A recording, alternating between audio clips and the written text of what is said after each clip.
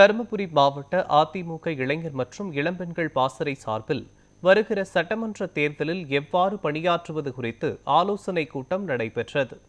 இந்த ஆலோசனைக் கூட்டம் இளைஞர் மற்றும் இளம்பெண்கள் பாசறை மாவட்ட செயலாளர் மருத்துவர் KP சந்திரமோகன் ஏற்பாட்டில் நடைபெற்றது.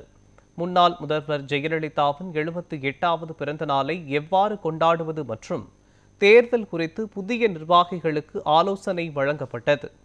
ஆலோசனைகளை அமைப்பு செயலாளர் KP அன்பழகன் MLA மற்றும் கழக விவசாய பிரிவு தலைவர் TR அன்பழகன் பாப்பிரெட்டிப்பட்டி MLA கோவிந்தசாமி ஆகியோர் வழங்கினர்.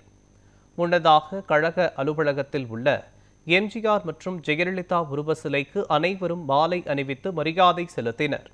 பின்னர் முன்னாள் அமைச்சர் KP அன்பழகன் MLA பேசும்போது, ஜெயலலிதா பிறந்த நாளை மாவட்டம் முழுவதும் சிறப்பாக கொண்டாட வேண்டும் எனவும் 2026இல் மீண்டும் அதிமுக ஆட்சி அமைய இளைஞர்கள் பாடுபட வேண்டும் என ஆலோசனைகளை வழங்கினார்.